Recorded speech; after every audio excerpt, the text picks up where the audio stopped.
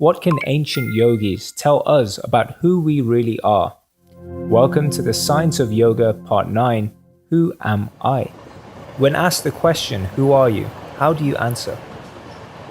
Most people think of their life story, a historical past involving childhood, a current life situation, and maybe a future with hopes and dreams.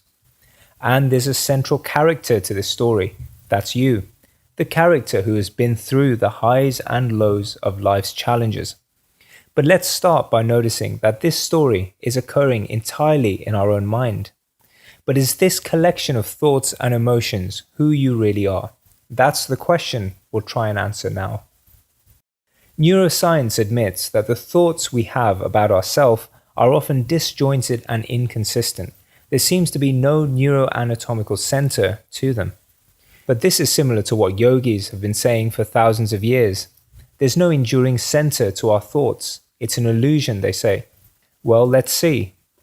We assume that I'm the character in my story. But just take a fresh look and you'll see that the you character here is itself a part of the whole thought. It's not separate from it. You might think I'm a failure or I'm a success, but again, the character is very much part of that thought. It's not separate from the thought or story, if you like. If you compare yourself to someone else, there's the you character again in the comparison thought that we falsely think we are. The character you think you are is never separate from the thought itself. It's all part of the thought. And the person who gets trapped in the thought is the thought. It's a marvelous trick that our mind is playing on us. Now, how can you be this character if they're all just thoughts in your head? And if you're not these thoughts, then what are you? This is what yogis investigated. In this state of meditation, they found that when the mind is quiet, they're more in touch with what they truly are. A teacher called Eckhart Tolle said the following: "In the seeing of who you are not, the reality of who you are emerges by itself." Who we are is way beyond the brain's understanding. We're not a character in the mind. We're not a success or a failure story.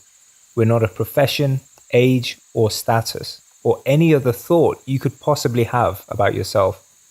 We are the consciousness behind all these thoughts.